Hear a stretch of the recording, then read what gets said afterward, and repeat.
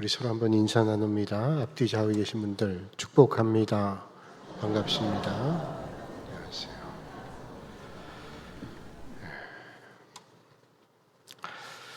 어느 젊은 화가가 있었다 그러죠.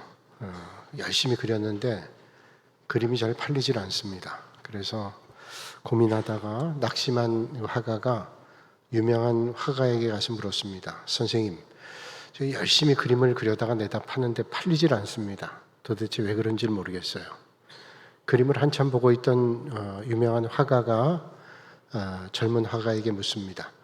그림을 얼마 동안 그립니까? 예, 제가 3일 동안 열심히 그립니다. 근데 3년 동안 팔리질 않아요.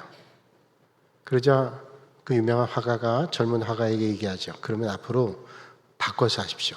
3년 동안 그리고 내다 팔면 3일 만에 팔릴 겁니다.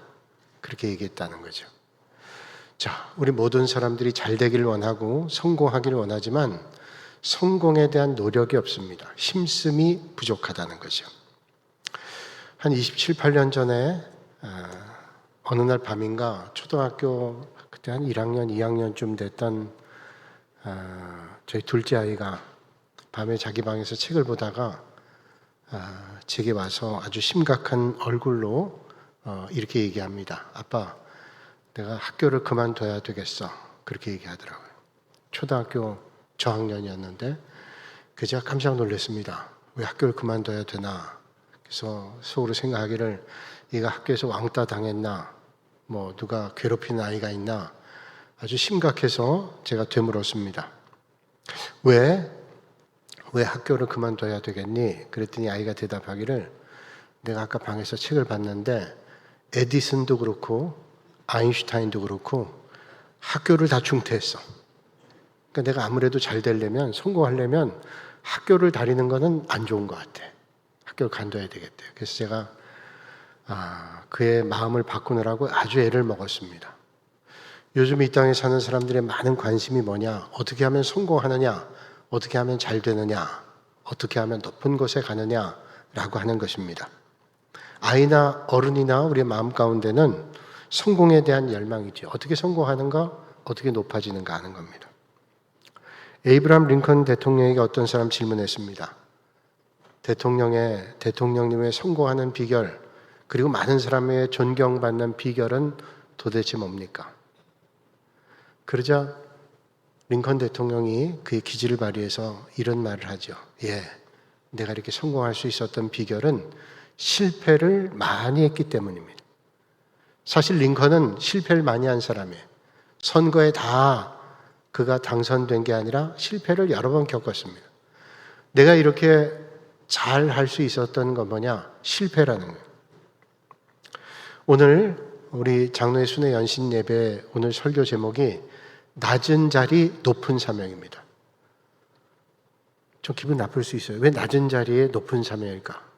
사실 정확히 얘기한다면 높은 자리에 높은 사명이 맞죠. 낮은 자리에 낮은 사명. 그런데 오늘 제목 말씀은 역설적입니다. 낮은 자리에 높은 사명.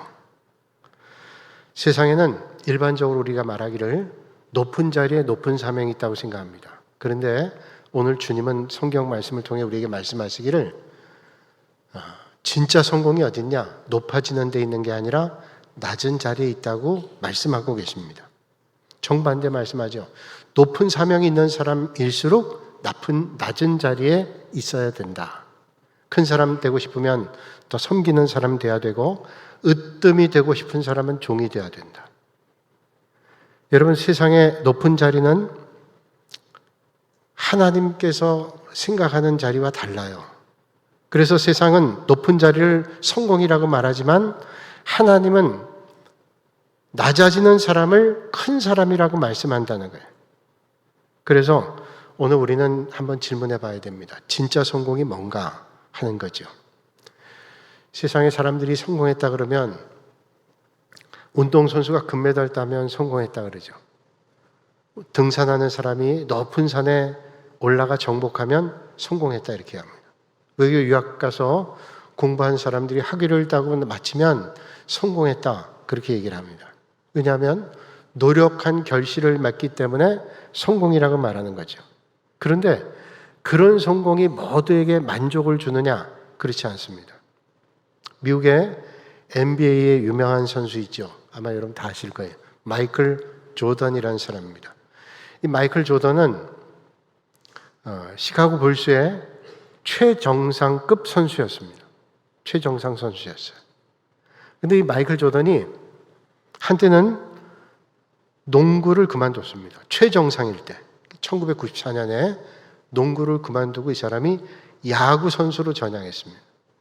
여러분 아실지 모르겠어요. 1994년에 시카고 화이트 삭스라고 하는 팀의 야구 선수가 됐습니다.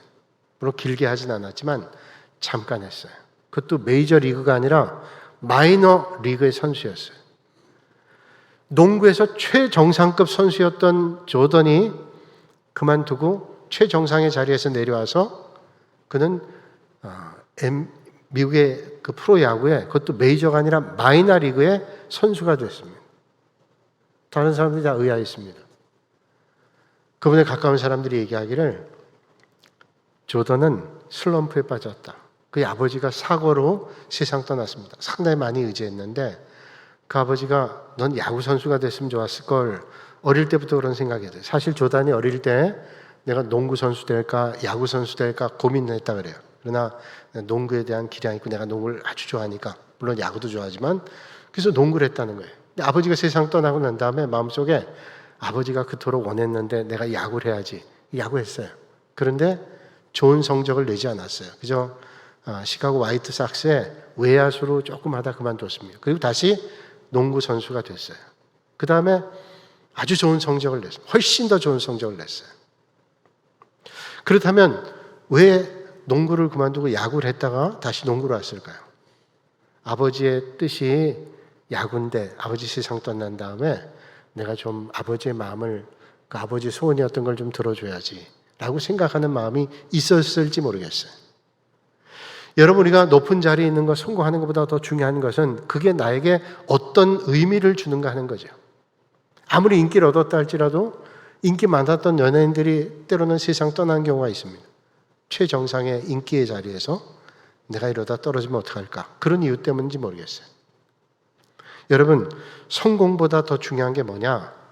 성공이 주는 의미입니다. 그 성공이 나에게 어떤 의미를 주는가? 의미 없는 성공, 진짜 성공 아니라는 거예요. 일본의 구마모토현에 미나마타라고 하는 시가 있습니다. 1956년에 이 미나마타라고 하는 도시에서 수은 중독 사고가 일어났어요. 어패류가 수은 중독된 물들이 방류가 돼가지고 바다가 오염됐습니다. 수은 중독에. 그래서 그 중독된 물에 오염된 물고기들을 먹은 고양이들이 발작을 일어났어요. 그래가지고 발작이 일어나가지고 아주 기괴한 현상들이 일어났습니다. 어떤 고양이들은 바다에 그냥 몸을 투신해요. 여러 마리가 죽었습니다. 조사해 보니까 도대체 왜 그런가? 조사해 봤더니 수은 중독이 된 겁니다. 그래서 수은 중독이 왜 됐냐? 도대체 고기들이 왜 수은 중독됐는가 했더니 주변에 있는 공장에서 수은을 가지고 처리하는 공장인데 그 수은을 몰래 방류했어요. 방류해가지고 그 물고기를 먹은 고양이들이 결국 미나마타병에 걸렸어요. 근데 문제는 뭐냐면 미나마타병에 발생하고 나니까 물고기들이 안 팔립니다. 어부들이 그 미나마타시에 있는 어부들이 대다수 생계를 그걸로 있는데 고기가 팔리질 않으니까 얼마나 힘들어요. 그래서 나라에서 일본에서 조치한 게 있는데 고기를 잡아온 만큼 고기값을 줍니다. 고기값을. 10마리 잡아오면 10마리 값을 주고 100마리 잡아오면 100마리 값을 주는 거예요. 그러니까 수은 중독에 됐다 할지라도 그 사람은 먹을 수 없지만 그거를 정부에서 받아가지고 콘크리트로 버무려서 폐기해버립니다. 그러면 뭐 사람이 먹을 수 없지만 뭐 잡는 대로 수입이 되니까 고기 잡을 거 아니에요. 그런데 1년이 채 되지 않아서 미나마타시에 있는 어부들의 절반 이상이 고기 잡는 일을 그만뒀습니다. 당국에서 조사했어요. 도대체 뭐 때문인가 조사했더니 이 어부들이 의미가 없는 거예요. 우리가 잡은 고기가 사람들이 먹을 수 있는 것도 아니고 그냥 콘크리트에 버무려 버려지게 된다니 아무 의미가 없다는 거예요. 여러분, 우리가 뭔가를 이루었다 할지라도 그게 나의 삶에 의미가 없다. 그냥 돈벌이만 될 뿐이다. 그럼 사실 그게 우리의 진짜 성공은 아니라는 거죠. 우리가 잘 알고 있는 아더 밀러의 어느 세일즈맨의 죽음이라는 책이 있습니다. 이 책은 윌리 로만이라고 하는 세일즈맨을 그린 이야기인데, 이 사람의 성공 기준은 뭐냐? 돈 많이 버는 겁니다. 그리고 자기 자식들도 자기의 뒤를 따르는 겁니다. 그리고 많은 사람들이 자기를 좋아하는 거예요. 이 세 가지가 자기의 목표였어요. 그래서 그 일을 목표를 가지고 열심히 달렸습니다. 그런데 사람이 생각했던 대로 잘 되나요? 그 꿈이 하나하나 다 깨집니다. 그 꿈이 다 깨지고 난 다음에 시리에 빠져서 그는 결국 목숨을 끊습니다. 자살을 해요. 그 자살하고 난 다음에 마지막에 장면이 묘지 앞에 서 있는 아들의 독백이 나옵니다. 아들이 얘기합니다. 우리 아버지는 잘못된 꿈을 가지셨어. 잘못된 꿈. 그러니까 아버지의 꿈은 헛된 꿈이었다. 올바른 목표가 아니었다. 그런 얘기죠. 여러분, 성공 중요하지만 더 중요한 건 성공의 의미입니다. 여러분, 우리 믿음의 사람들의 성공은 뭘까요? 믿음의 사람 성공. 우리 장로님들 많이 계신데 장로님들 사람들이 우리 장로님 참 훌륭한 장로님이다. 참 좋은 말이죠. 저에게 만약에 누군가 얘기하기를 목사님 참 훌륭한 목사님입니다. 그렇게 하면 참 좋을 것 같아요. 만약에 우리 권사님들에게 참 권사님은 훌륭하다고 영향력 있는 잘 섬기시는 권사입니다. 그럼 좋을 거예요. 아마 그것처럼 좋은 말이 없을 거예요. 저한테 목사님 참 목소리도 좋고 설교도 좋고 그러면 아주 좋아요. 제가 너무 좋잖아요. 제가 설교하고 나왔는데 어떤 분이 이러잖아요. 목사님 수고 많으셨습니다. 저 뒤에서 인사하는데 그럼 제가 내가 지금 수고했나? 그때 저 뒤에 있을 때 목사님 은혜 많이 받았습니다. 이게 좋죠? 수고 많으셨습니다. 애쓰셨습니다. 그러면 나 애쓴 거 아닌데? 그런 생각이 가끔 들 때가 있어요. 그런데 생각나는데요. 제가 20여 년 전에 동북교회 왔는데 동북교회 우리 권사님께서 저를 좋게 보셔서 어여삐 보셔가지고 친구 권사님이 다른 교회 오셨는데 그 권사님한테 그랬다고요. 권사 보라고 우리 목사님이 얼마나 잘생겼어. 믿거나 말거나. 그랬더니 그 권사님이 참 기가 막힌 말씀을 하시는 거예요. 아직도 내 상처가 안 없어졌어요. 그분이 뭐라고 얘기하냐면 너는 어떻게 그렇게 얘기하냐. 목사님이 우리 목사님 설교를 잘하셔. 이런 말을 해야지. 이 칭찬이 요게. 난 여태까지도 그 별로 좋은 말은 아니라고 생각해요. 맞아. 목사님이 참 기도도 잘하시고 말씀도 잘 전하시고 은혜가 충만하다 이게 칭찬이지. 그 좀 할게요. 여러분 그런 말 듣는 것도 귀하죠. 훌륭하다. 참 귀하다. 이게 참 좋은 말이에요. 그런데 우리가 믿음의 사람들이 평가받는 게 중요한 게 뭐예요? 하나님께서 나를 어떻게 평가하시냐 이거잖아요. 여러분 사람들이 인정했는데 하나님이 인정하지 않는다면 그건 아무 소용이 없잖아요. 성공의 의미가 없는 거 아니에요? 아무리 칭찬한다 할지라도 하나님의 칭찬 한마디를 듣는다면 그처럼 복된 일이 어디 있겠어요?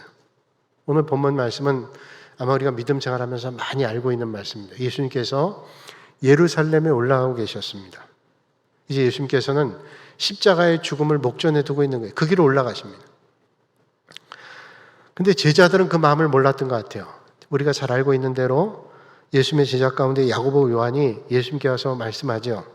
주의 영광 중에 우리를 하나는 주의 우편에 하나는 좌편에 앉게 하여 주옵소서. 그러니까 주님께서 높은 자리에 임재하시면 이 땅에 왕으로 오시면 우리를 하나는 우편에 하나는 좌편에 좋은 자리에 앉게 해주십시오. 이런 말이죠. 예수님은 십자가를 생각하고 가고 계시는데 제자들은 지금 높은 자리를 생각하고 있었습니다. 예수님은 자기 생명을 내주시는 십자가 대속의 자리를 가고 있는데 제자들은 어떻게 하면 높은 자리에 있느냐 이걸 생각했어요. 저 이 말을 듣고 나머지 10제자가 어떻게 했습니까? 아주 기분 나빴습니다. 화가 났습니다. 그래서 화를 냅니다. 그렇다면 여러분 왜 10제자들이 화를 냈을까요? 그 10제자들도 똑같은 마음 가지고 있었어요. 만약에 그 두 제자와 같이 아는 마음이었다면 그래 너희들 높은 자리에 앉고 우리는 낮은 자리에 섬길게 이런 마음 가졌을 거 아니에요. 그런데 10 제자도 똑같습니다. 화가 났어요. 왜냐하면 그들의 마음도 똑같은 성공의 기준을 가지고 있었기 때문에. 자, 그렇다면 예수님은 어떤 걸 원하시는가? 주님이 말씀하죠. 너희 중에는 그렇지 않을지니. 너희 중에는 그렇지 않을지니. 세상은 높은 자리에 앉기를 원하지만 너희 중에는 그렇지 않을지니 그러지 말라는 거예요. 그러면서 말씀합니다. 너희 중에 누구든지 으뜸이 되고자 하는 자는 모든 사람의 종이 되어야 해. 으뜸이 되려고 하면 종이 되어야 된대. 여러분 세상의 원리가 완전히 뒤바뀌는 말씀을 주고 있는 거예요. 세상에는 올라가야 큰 사람이고 그런데 예수님은 내려가야 큰 사람이래요. 세상에는 많은 사람을 부리는 사람이 큰 사람인데 예수님은 오히려 섬겨야 된다는 겁니다. 그게 큰 사람이라는 거예요. 세상에는 자기 말을 많이 관철시키는 사람이 큰 사람이고 영향력 있는 사람이라고 하는데 주님께서는 자기의 뜻을 내려놓고 오히려 주님의 뜻을 이루는 사람이 큰 사람이라고 말씀하고 있습니다. 여러분, 교회에서 오래 봉사하고 섬길수록 내가 옳다 하는 것을 주장하기보다 주님의 뜻은 과연 어디 있을까 하는 것을 물으실 수 있기를 주님의 이름으로 축복합니다. 제가 저희 교회에서 여러 번 말씀드렸어요. 저는 주기철 목사님에 대해서 이제 대학원 다닐 때 공부했거든. 논문 썼거든요. 이 주기철 목사님이 참 훌륭한 점 많은데 이 주기철 목사님이 부산 삼일교회 마산에서 창원 마산 여기서 목회했어요. 마산에 있을 때 이 주기철 목사님이 오산학교를 나왔는데요. 오산학교에 그 당시에 교장이었던 조만식 장로님이 이 주기철 목사님을 평양 산정형교회 담임 목사로 청빙하기 위해서 옛날 같으면 얼마나 멀어요. 평양에서 부산 마산 멀잖아요. 몇 날을 거쳐서 가셨어요. 청빙위원장으로. 그래서 우리 교회가 필요한 것은 일제강점기 때 순교할 수 있는 목사님 필요하다. 청빙하러 갔습니다. 청빙하러 갔는데 이 주기철 목사님이 단박에 대답 안 했어요. 제가 일주일 기도해보고 그러고 가겠습니다. 그 조만식 장로님, 여러분 우리나라 아주 유명한 분 아니에요? 지도자였던 분이잖아요. 그분이 가서 그런데도 단박에 대답 안 하고 그것도 선생님, 자기 학생일 때 교장 선생님이었던 분인데 대답 안 하고 기도해 보겠습니다. 우리 일주일 동안 기도하고 장로님 먼저 올라가세요. 그리고 나중에 결정하고 그 교회가 순교하는 목사를 구하겠다고 하니 내가 순교하는 마음으로 평양에 가서 내가 그런 마음으로 목회하겠다. 결국 나중에 순교했잖아요. 이 목사님이 평양 산정형교회에서 목회하셨어요. 그 목회하는 중에 하루는 설교하는데 조만식 장로님이 예배 시간 좀 늦었습니다. 그분이 예배 시간 늦게 오는 분이 아닌데 예배당 입고 들어오는데 한 교인이 묻는 거예요. 장로님, 어떤 교회에 대한 문제 여러 가지를 물었어요. 그래서 장로님이 급하게 그 얘기를 해주다가 예배 조금 늦었습니다. 많이 늦은 것도 아니에요. 조금 늦었어요. 이렇게 예배를 드리는데 지금 설교하고 있는데 장로님 들어오시는 거예요. 그 목사님이 설교를 멈추고 조만식 장로님에게 그런 말을 했습니다. 장로님, 오늘 예배 시간 늦으셨으니까 앉지 마시고 서서 예배 드리세요. 그렇게 말씀드렸어요. 얼마나 기분이 언짢으셨겠어요. 나이도 어린 목사지요. 그리고 자기가 청빙위원 목사지요. 그리고 자기가 교장 선생님 때 학생이었던 제자 아니에요. 믿음의 연조도 훨씬 조만식 장로님이 높았어요. 그런데 조금 늦었다고 예배 자리에 앉지 말고 서서 예배 드리십시오. 그랬더니 서서 예배 드렸어요. 예배 말미에 주기철 목사님이 다시 얘기했습니다. 장로님, 오늘 예배 마무리하는데 마지막으로 한번 기도해 주십시오. 그 조만식 장로님한테 기도 부탁했어요. 조만식 장로님이 이렇게 기도했습니다. 하나님 아버지, 이 죄인을 용서하여 주옵소서. 애국 운동한다고 사람들 만나다가 하나님 만나는 예배 시간 늦었습니다. 목사님이 얼마나 마음이 아프셨으면 설교를 하다 말고 저를 책망하셨겠습니까? 하나님의 종의 마음을 아프게 한 죄를 용서해 주옵소서. 그렇게 설교하니까, 그렇게 기도하니까 그 기도를 들은 목사님도 울고 또 장로님도 울고 교인들도 울었어요. 저는 주기철 목사님 설교를 연구하다가 그걸 보고 참 참 주기철 목사님이 훌륭하게 된 이유는 이거구나 생각했어요. 왜?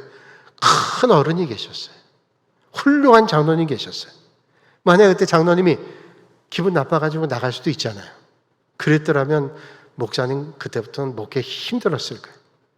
근데 장로님 서서 예배드리고 다 품으신 거예요. 그리고 다 기도하고 순종하고. 여러분, 큰 목사님이 있는 뒤에는 큰 장로님 계세요. 훌륭한 분이 있는 뒤에는 훌륭한 분이 그 뒤에 있어요. 여러분, 오늘 예수님께서 말씀하잖아요. 예수님께서 한 걸음 더 나가서 말씀합니다. 너희 중에 누구든지 으뜸이 되고자 하는 자는 모든 사람의 종 되어야 하리라. 으뜸되고자 하는 사람이 종 되어야 된대요. 여러분, 이쯤 얘기해도 되잖아요. 으뜸 되려고 하면 겸손한 사람 돼야 된다. 으뜸 되려고 하면 좀 다른 사람을 배려할 줄 아는 사람 돼야. 이 정도만 해도 돼요. 그런데 주님 뭐라 그래요? 으뜸 되려고 하는 사람이 종이 돼야 된대요. 종. 여러분, 종은 자기 권리를 주장할 수 있는 사람 아닙니다. 자기의 권리를 종은 하나도 가지고 있지 않아요. 주인의 뜻대로 해야 돼요. 그러니까 으뜸이 되려고 하면 종이 돼야 된다는 건 뭐예요? 여러분, 높은 자리에 앉으려고 하는 사람이 많은 공동체는 갈등이 생깁니다. 그러나 내가 낮은 자리에 앉지, 그러면 갈등이 하나도 생기지 않습니다. 국가대표 예전에 여자 배구팀의 감독이었던 김철룡 장로님이 아주 훈련을 호되게 시키고요, 실력을 많이 배양시키는 그런 장로님, 별명도 많이 갖고 있어요. 그 장로님이 인터뷰에서 이런 말을 했습니다.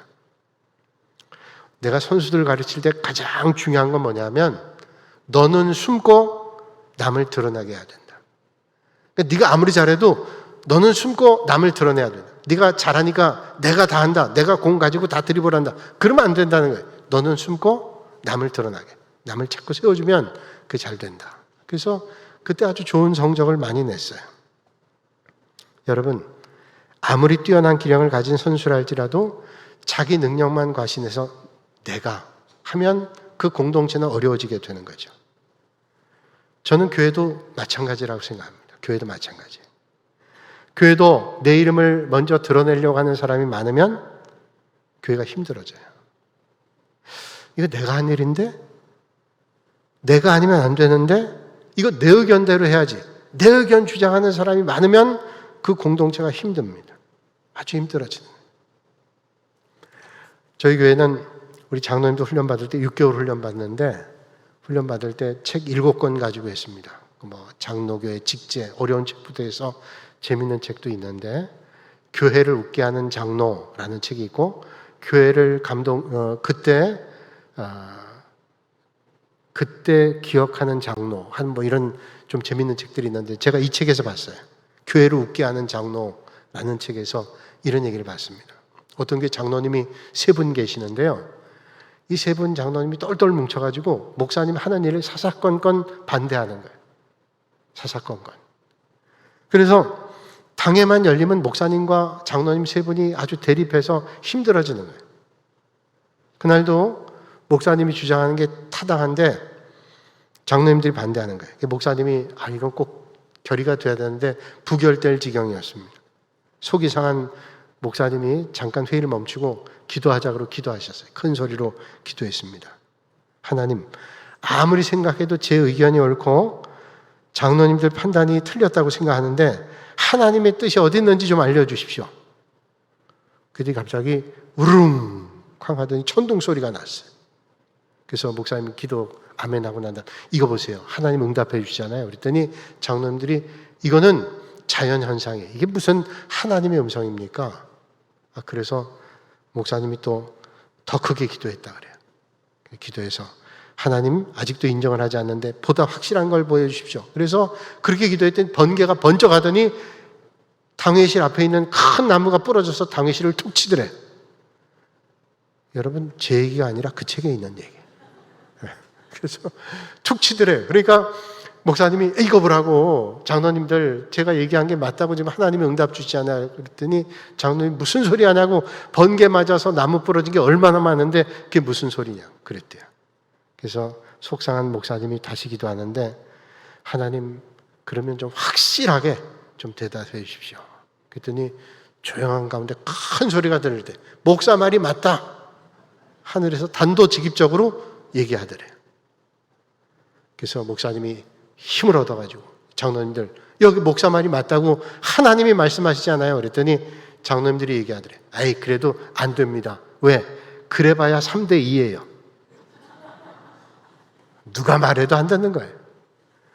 여러분 하나님이 말씀하시면 되는 거지. 물론 이 교회를 웃게 하는 장로에서 나온 얘기예요. 그런 장로님도 주변에 안 계시고 또 그런 목사님도 안 계시겠지만 아무 말도 안 들려요. 그저 내 말이 좀. 그러면 그 교회는 어려워지게 되죠. 제가 예전에 본 책 가운데 음악 동화라는 책에서 음악 잡지입니다. 제가 병원에서 진료를 기다리다 그 책을 봤는데 아주 유명한 뉴욕 필하모닉 오케스트라의 상임 지휘자였던 레너드 번슈타인이라는 사람이 인터뷰를 했어요. 기자가 물었습니다. 아주 훌륭하신 지휘자님 번슈타인, 아주 유명한 분이죠. 이분에게 어떤 악기를 제일 연주하기가 힘듭니까? 어떤 악기 연주하게 하는 게 제일 힘듭니까? 지휘자로서. 그랬더니 뉴욕 필하모닉은 아주 유명한 오케스트라네요. 뭐 최고의 세계 최고의 기량 가지고 있는 사람 모였는데 이 번슈타인이 물었더니 이런 얘기를 합니다. 예, 제1 바이올린 연주자를 모으는 것은 어렵지 않습니다. 최고의 기량을 가지고 있는 사람 구하기 쉽대요. 그런데 제2 연주자 구하는 게 힘듭니다. 왜냐하면 우리 같은 오케스트라는 최고의 연주자들이 모여야 되는데 제2 악기를 연주하려고 안 해요. 다 제1만 하려고 그러지 제2 바이올린 구하기 힘듭니다. 왜 힘드냐? 난 다 제1만 하려고 그래요. 제2 나는 하지 않아요. 근데 뛰어난 오케스트라가 되기 위해서는 제2 연주자가 뛰어난 기량을 가지고 해야 돼요. 그래야 좋은 오케스트라가 되는 거예요. 여러분, 우리 교회가 어떻게 돼요? 믿음의 공동체가 제1 연주자는 많아요. 그러나 제1 연주자의 기량을 가지고 내가 제2 연주자로 섬기겠다. 이게 부족하면 안 된다는 거죠. 여러분, 많은 사람들이 제1 바이올린 하고 싶어요. 앞에 서기 원하고 내 뜻이 관철되기 원하고 내 의견이 받아들여지길 원하고 인정받기를 원합니다. 그러나 주님께서 말씀하시는 거예요. 제2가 필요하다. 좋은 믿음의 공동체는 제1 연주자의 기량을 가지고 제2 연주자로서 열심히 할 수 있는 사람이 필요하다는 거예요. 뭐예요? 이름이 드러나지 않지만 섬기는 사람, 박수 받지 않아도 기꺼이 섬김의 자리에 있는 사람, 다른 사람이 앞에 설 수 있도록 뒤에서 뒷받침해 준 사람, 다음 세대가 나보다 더 잘 되기를 바라는 사람, 이런 사람들이 있는 공동체가 잘 되는 거죠. 서울에 정신여고라는 여학교가 있는데요. 이 학교에 옛날에 지금도 있는지는 모르겠는데 틴 라이프 중창단이라고 있었어요. 아주 제가 고등학교 다닐 땐 잘하는 그런 70년대는 뭐 아주 대단한 그런 인기를 가지고 있었던 중창단이었는데 제가 서울에 있을 때 그러니까 지금 한 3, 40년 전에 제가 운전하다가 그 라디오에서 들은 얘기예요. 그때 서수남 장로, 연예인교회 장로님이죠. 서수남 장로님이 사회를 보고 있었던 그 기독교 방송이었는데 서수남 장로님이 이걸 소개했어요. 그러니까 진짜 있었던 얘기 같아요. 틴 라이프 중창단이 미국에 순회 연주할 때 이제 미국에 전역을 다니니까 마이크로버스라고 하죠. 미니버스를 빌려가지고 이동을 하는데 연주단 아이들이 다 앉을 만한 자리가 안 됐대요. 그래서 서너 자리가 모자랐답니다. 그러니까 서너 자리는 아이들이 좌석에 앉을 수 없는 거예요. 바닥에 앉아야 되는. 근데 거기서 말하기를 연주회가 끝나면 이제 교회마다 다니면서 또 어떤 연주홀에서 연주하고 난 다음에는 그리고 그 마이크로버스를 타고 이동을 하는데 연주가 끝나면 아이들이 다 뛰더랍니다. 마이크로버스를 다 뛰어가더래요. 그걸 보는 사람들이 어떤 생각이냐면 저 자리가 한 서너 자리 모자른다니까 제일 먼저 뛰어가서 앉아야 되려고. 아이고 은혜가 안 되네. 그렇게 은혜롭게 찬양하고 그렇게 은혜롭게 간증하고 아이들이 끝나고 뛰어가네. 그런 마음 가졌대요. 근데 이 아이들이 왜 뛰어갔냐면 제일 먼저 뛰어가서 어디에 앉았냐면 바닥에 앉더래요. 바닥에. 의자에 안 앉고. 바닥에 앉더래요. 그리고는 나중에 온 아이들을 좌석에 앉게 하는 거예요. 사람들이 은혜를 받는 거예요. 그 얘기를 알고 쟤들은 찬양도 은혜롭게 하더니 애들이 정말로 좋은 아이들이구나. 여러분, 세상은 안 그러잖아요. 세상은 내가 좋은 자리에 앉으려고 그러죠. 먼저 뛰어가죠. 여러분 여행 가면 사람들이 먼저 뛰어가요. 왜? 좋은 자리에 앉으려고. 그래서 그냥 뒷자리에 앉는 게 편하지. 맨 앞자리에 앉으면 그거 얼마나 경제하는지 몰라요. 세상은 앞자리에 앉기를 원해요. 그러나 주님은 오늘 뭐라고? 간단히 얘기하는 거예요. 앞자리에 앉지 말고 뒷자리에 앉아라. 그 섬기라고 주님 말씀하는 거예요. 그래서 오늘 주님 말씀합니다. 너희 중에 누구든지 크고자 하는 자는 너희를 섬기는 자가 되고, 제1 바이올린 실력을 가지고 있지만 제2 바이올린에 충분히 섬길 수 있는 그런 믿음의 자리에 있으라고 말씀하고 있습니다. 여러분, 낮아진 사람은요, 작은 일도 귀하게 여깁니다. 우리가 높은 사명을 가지고 있지만 낮아진 자리에 있으면 어떤 것도 귀하지 않은 일이 없어요. 그래서 작은 일도 섬길 수 있는 겁니다. 그래서 어쩌면 높은 사명을 우리가 감당하지만 낮은 자리에서 섬기면 더 귀하게 섬길 수 있습니다. 부디 여러분 주님의 일을 감당할 때 낮은 자리에 섬김으로 높은 사명을 잘 감당하실 수 있기를 주님의 이름으로 축원합니다. 이게 작은 일 같지만 그게 얼마나 귀한 일인지 몰라요. 제가 언젠가도 그런 말씀 드렸는데요. 제가 요즘에 예배당 와서 앉으면 참 고마운 마음, 훈훈한 마음을 느껴요. 늘 훈훈한 마음을 느끼는데 왜 훈훈한 마음을 느끼냐면 제가 언젠가 수요일 날도 한번 말씀드린 것 같은데 제가 누군지는 잘 모르겠어요. 우리 교인 가운데 한 분이 제가 설교할 때 코로나 지나고 나면서 코로나 전에는 안 그랬는데 코로나 지나고 난 다음에 코로나 때 설교 원고를 넘길 때 이게 잘 안 넘어가요. 왜? 마스크를 하고 있는데 침을 발라 넘겨야 되는데 침은 안 바르죠. 근데 이게 이제 잘 안 되잖아요. 그래서 뭘 했냐면 골무를 제가 그때부터 사가지고 이게 넘깁니다. 한 장씩 착착 넘어가는. 그래서 이걸 제가 쓰면서 우리 성경반 사람들에게 이거 하나씩 나눠주면서 이게 참 좋다고, 이게 너무 좋아요. 그래서 제가 설교할 때 어딜 가든지 꼭 골무를 가져갑니다. 골무를 가져가는데 이 골무를 제가 쓰고는 저기 안경 지갑이 있는데 강대상에 안경 지갑에 넣어놔요. 근데 주일 아침 되면요, 안경 지갑에 있는 골무 2개씩이 탁탁 올라와 있어. 놀라질 않으셔요, 여러분들? 제가 건드린 것도 아닌데 착착 올라와 있어요. 그래서 제가 관리 집사한테 물어봤어요. 집사님이 이 골무 2개씩 올려놓으세요. 그랬더니 아니요. 누가 올려놓는데? 누군지 모르겠어요. 내가 찾아보지도 않아요. 그냥 고맙게 생각하고 때때로 참 감사하다 그런 마음 가지고 그래서 잘 되길 기도해요. 그분이 누군지 모르지만 조사하려면 나오겠죠 다. 근데 안 그럴 거예요. 그냥 누군지 모르겠는데, 근데 오늘은 제게 다 낡아서 떨어졌는데 오늘 또 새 걸 갖다 놓으셨네. 오늘 아침에 새 걸 갖다 놓으셨어요. 여러분, 그 얼마나 제 마음이 훈훈했는지요. 여러분, 낮은 자리에 있는 게 뭐예요? 내가 작은 자리에서 섬기는 게 그게 귀한 일이에요. 여러분, 우리 교회에서 어떤 큰 자리도 있고 작은 자리도 있지만 작은 자리의 섬김이 많은 영향을 끼칠 때 있어요. 여러분, 오늘 우리가 맡겨진 자리가 어떤 자리다 할지라도 그 일을 잘 감당하는 게 귀한 일이죠. 여러분, 교회 안에서는 생각이 다를 수도 있습니다. 또 함께 모이다 보면 뭐 이런 생각도 있고 저런 생각이 있을 때 있어요. 내 생각이 다 맞지 않을 때도 있고 또 다른 분의 생각이 맞을 때도 있고 다 맞지 않을 때도 있어요. 근데 생각이 다르다 그래서 적이 되면 안 돼요. 여러분, 교회에서 의논할 때 생각 다를 때 있죠. 난 좀 이렇게 하는 게 맞는데 또 어떤 분 저렇게 하는 게 맞는데, 근데 그렇다 그래서 저 사람 내 말을 안 들으니 그러면서 적이 되면 그 정말로 하나님 기뻐하시지 않는 거예요. 우리가 귀한 직분을 감당할 때 자기 편을 만드는 게 목적이 아닙니다. 교회를 하나 되게 하는 거예요. 오늘 우리 군산로의 장로회 순회 헌신 예배를 드리는데 우리 장로님들 교회 귀한 직분 가지고 있는 분들이에요. 장로님들의 영향력이 큽니다. 장로님이 어떤 말씀하느냐에 따라서 교회의 영향력이 커요. 근데 만약에 장로님이 내 편을 만들어야 되겠다 그런 마음 가지고 하면 그 교회가 어떻게 되겠어요?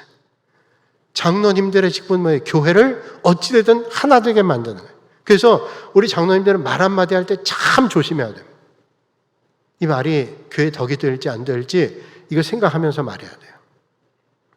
만약에 장로님이 한마디 하는데 요즘 교회가 왜 그래? 그 말하면 교인들에게 영향 가죠. 어떤 사람 마음 흔들릴 수 있어요. 어떤 사람이 또 목사님 왜 저렇게 하지? 그 말 한마디 하면 믿음이 연약한 교인들은 상처를 크게 받을 수도 있어요. 그럼 절대로 안 돼요. 제가 어떤 교회에 있을 때는요, 그런 일도 있더라고요. 제가 부목사 때인데 당회를 다 하고 났는데 당회 끝나고 그 다음날 집에 갔다 오면 그 다음번에 당회 모일 때 완전히 바뀌어져요. 왜 그러냐면 집에 가서 부인들한테 얘기했더니 부인들이 바꾸라오. 그래가지고 그 다음에 모일 때는 다 바꾸는 거예요. 이러면 어떻게 의논이 되겠어요? 이게 잘못된 거죠. 어떤 교회 목사님께서 다른 교회 헌신 예배 설교 부탁을 받아갔어요. 부탁받아갔는데 이 목사님이 개를 아주 좋아하는 분이에요. 그래서 집에 개를 한 마리 키우고 있는데 이 개의 잘못된 습관이 뭔가 하나 있는데 목사님 방에 올라가서 의자에 올라가서 설교를 물고 가는 거예요. 그래서 그날도 책상에 있는 설교를 다 준비하고 가방에 넣어가지고 갔는데 설교하려고 끝냈더니 설교 뭉태기 반이 없어진 거예요. 개가 물고 간 겁니다. 그래가지고 설교 반이 줄었으니까 얼마나 당황이 됐겠어요. 그래서 목사님이 설교대에 올라와서 미리 이실직고 했습니다. 여러분 죄송합니다. 제가 오늘 설교는 조금밖에 못하겠습니다. 왜냐하면 제가 개를 키우고 있는데 개가 가끔 설교를 물고 가는데 오늘 물고 갔습니다. 내가 참 죄송합니다. 그러니까 여러분 이해해 주십시오. 그리고 그날 정말 설교를 짧게 했어요. 왜? 원고가 없으니까 짧게 설교하고 말았어요. 근데 설교 끝난 다음에 그 교회 헌신 예배 불렀던 그 교회 선임 장로님이 막 나오더니 오늘 은혜 많이 받았습니다. 은혜 많이 받았. 그 진짠가 해가지고 다시 그랬더니 목사님 오늘 은혜 참 많이 받았다고. 그래서 뭘 그렇게 은혜 받으셨냐 그랬더니 참 목사님 말씀이 참 은혜가 되더라고. 그러면서 하신 말씀이 목사님 그 개 키운다 그러는데 혹시 개 새끼 나면 나중에 그 새끼 한 마리 우리 교회 목사님께 하나 달라고.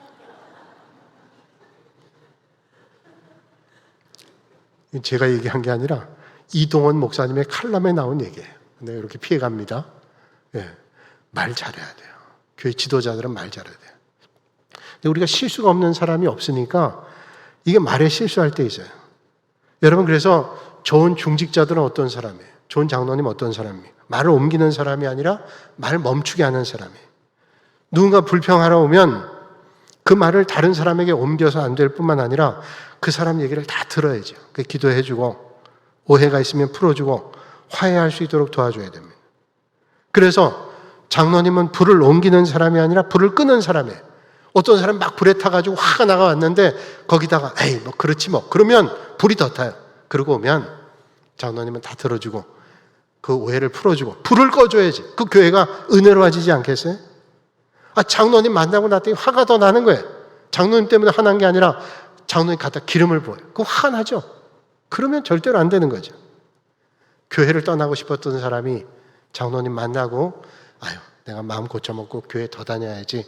내가 열심히 한번 섬겨봐야 이렇게 하는 게 귀한 거예요. 목회자에게 상처받았다고 찾아온 사람에게 그래도 목사님 위해서 기도해야 되겠구나. 이렇게 할 수 있으면 그게 정말로 귀한 일이죠.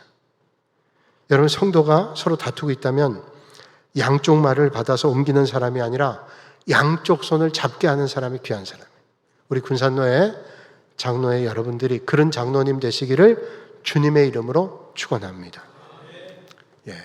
안산제일교회 은퇴하신 고은 목사님이 예전에 만나 뵀는데 이런 얘기 하시더라고요. 그 고은 목사님이 심호하실 때 장로님 선거를 하는데 장로 선거 때 보통 1차 때는 선거에서 추려가지고 한 배수로 해가지고 그 배수 가운데 2차 때에서 뽑는데 1차 때 1등 한 분이에요. 안수집사님. 그러니까 이분은 1차 때 1등을 했고 나머지 한 20명까지가 쭉 있는데 1등이니까 아마 2차 때는 이분은 장로로 피택될 가능성이 아주 높은 분이에요. 그래서 이제 2차 선거 때가 됐는데 이분이 2차 선거 때 앞두고 먼저 장로 목사님께 양해를 구하고 그 선거살이에 일어나서 얘기했습니다.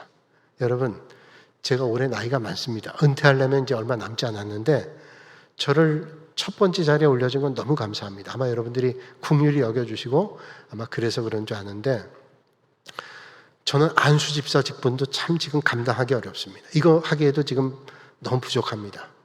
이제 앞으로 계획해야 될 일이 많은데 젊은 장로님 세워주셔서 저는 이렇게 안수집사로 섬기다가 은퇴하고 젊은 장로님 이번에 많이 뽑아주셔서 그렇게 하면 좋겠습니다. 교인들이 그 말을 듣고 감동을 많이 받았어요. 그래가지고 그 장로님 뽑지 않고요. 정말로 그때 젊은 장로님들이, 여러분 장로 선거 때 되기가 어려워요. 큰 교회, 안산지혜교회 같은 교회는 여러분 더 되기 힘듭니다. 큰 교회에서는 장로님 그 뽑기가 어려워요. 3분의 2표를 얻는다는 게 보통 어려운 일이 아니에요. 근데 이분이 양보하는 바람에 젊은 장로님들을 많이 세워준 거예요. 고은 목사님이 그런 말씀하셨어요. 그분은 그때부터 저는 그 집사님이 권오술이라고 하는 안수 집사님이었는데 그 권오술 집사님을 저는 그때부터는 그냥 안수 집사라고 안 본대요. 그럼 뭐라고 보냐 했더니 장로 대우 안수 집사로, 마음속에 그런 직분은 없지만 장로 대우 안수 집사라고 이야기해요. 그래서 어딜 가면 꼭 좋은 자리에 앉혀요. 상석에 앉히고. 이분은 인격이나 믿음은 이건 보통뿐이 아니다. 나보다 훨씬 뛰어나다. 그렇게 생각하고 이 안수 집사님 섬겼대요. 여러분, 이렇게 낮아지는 게 절대로 쉽지 않아요. 여러분, 자리를 가지지 않으려고 했는데 모든 교우들이 존경합니다. 그 자리를 오히려 내려놨는데 모든 분들이 누구보다 더 섬기고 존귀하게 여겼습니다. 주님 말씀하죠. 인자가 온 것은 섬김을 받으려 함이 아니라 도리어 섬기려 하고 자기 목숨을 많은 사람 대속물로 주려 함이라. 대속하기 위해서 이 땅에 오셨어요. 주님은 우리를 위해서 포기하실 뿐만 아니라 다 주셨습니다. 오늘 우리가 주님 몸된 교회 섬길 때 그런 마음을 가지고 끝까지 충성하실 수 있기를 주님의 이름으로 축원합니다. 이제 시간 많이 갔으니까 마지막 말씀드리고 마칠게요. 그 시골에 그 마을에 초등학교에 운동회가 있었습니다. 그 운동회가 있는데 그 마을의 초등학교는 맨 마지막에 마라톤이라고 할 건 없지만 10,000km, 10,000m 뛰는 게 있어요. 10,000m면 꽤 멀잖아요. 근데 10,000m 시합이 있는데 동네 유지들, 동네 청년들, 마을 사람들 다 모여서 하는 거예요. 그러니까 뭐 많이는 못 나가도 그 10,000m 경주에 한 100명 미만 되는 사람이 뛰었답니다. 뛰는데 10,000m 경주를 하는데 열심히 뛰죠. 근데 그 뛰다가 10,000m 뛰기가 쉽지 않으니까 한 사람, 두 사람 떨어져 나갔습니다. 그리고 이제 결승전에 몇 사람이 들어와서 이제 1, 2, 3등 다 뽑았어요. 그런데 다 들어왔는데 그 순간까지도 뛰는 사람이 있었어요. 그 마을에 초등학교 교장 선생님이 뛰었어요. 머리 희끗희끗하고 연세도 있고 하니까 끝까지 뛰는 거예요. 주변에 말렸습니다. 선생님 다 끝났는데 뛰실 필요 없어요. 그런데 만류하고 이 교장 선생님이 끝까지 뛰었습니다. 끝까지 뛰고 난 다음에 그 초등학교에서는 마을 운동회니까 이제 마지막 인사할 때 이분이 인사했습니다. 여러분, 제가 많이 힘들었습니다. 나이도 있고 그래서 10,000m는 무리였지만 제가 걷다 뛰다 하면서 다 뛰었습니다. 제가 이렇게 뛴 데는 이유가 있어요. 우리 초등학교 다니는 아이들에게 이렇게 뛰어야 된다고 얘기하고 싶었어요. 여러분들도 졸업해서 이제 세상에 나가 살 때 경주에 참여하지만 끝까지 뛰는 게 중요하다. 비록 등수 안에는 뛸 수 없지만 마지막까지 끝까지 뛰는 게 중요하다. 그렇게 얘기했다는 거예요. 그런 것을 보여주기 위해서 내가 끝까지 뛰었습니다. 여러분, 하나님께서 우리를 칭찬하는 사람 뭘까요? 1등하는 사람, 귀한 일이죠. 근데 주님은 끝까지 뛰기를 원합니다. 우리가 처음 임직받을 때, 저도 목사 안수 받고 처음 임직받을 때 끝까지 잘 뛰려고 출발했습니다. 여러 가지 어려움도 있지만 여러분, 하나님 보실 때 빨리 뛰는 것도 중요하지만 올바른 목표를 향해서 끝까지 뛰는 게 중요합니다. 그러면 주님 뵐 때 주님 말씀하실 거예요. 잘했다. 착하고 충성된 종아. 그렇게 칭찬하실 겁니다. 우리 군산노회 장로회가 이제 한 마음으로 출발해서 섬기고 있는데 우리 군산노회 장로님들은 다 끝까지 잘 경주하셔서 우리 군산노회가 우리 한국의 어떤 노회보다도 우리 장로님들 잘 섬기고 아름다운 교회를 이뤄나가는 그런 교회의 장로님들, 또 이 자리에 있는 모든 성도님들, 그런 성도님들 되실 수 있기를 주님의 이름으로 축원합니다. 거룩하신 아버지 하나님, 오늘 우리에게 섬김의 길 보여주시고 높은 사명 맡은 사람일수록 더 낮아져야 된다고 말씀해 주시니 감사합니다. 섬기기보다 섬김받길 원하고 주님 뜻보다 내 생각 앞세웠던 우리의 모습을 용서해 주시고 특별히 군산로의 모든 장로님들에게 성령 충만함을 더해 주셔서 높은 직분 받았기에 더 낮아지고 많이 맡았기에 더 많이 섬기게 하여 주옵소서. 교회 안의 상처를 옮기기보다는 싸매주고 갈등 키우기보다는 화평하게 하고 목회자를 위해 기도하고 성도를 품고 다음 세대를 믿음으로 세워가시는 장로님들 되게 하여 주옵소서. 섬김 받으려 함이 아니라 도리어 섬기고 자신의 생명까지 내어주신 주님을 닮아 마지막까지 낮은 자리에서 높은 사명을 충성스럽게 감당하게 하여 주옵소서. 오늘 우리 주님 몸된 교회 모든 주의 백성들도 축복하시고 그 섬김의 자리에서 끝까지 충성의 길을 걸어 마침내 주님 앞에 서는 날 잘했다 착하고 충성된 종아 칭찬받는 저희들 모두가 되게 하여 주옵소서. 예수님의 이름으로 기도하옵나이다. 아멘.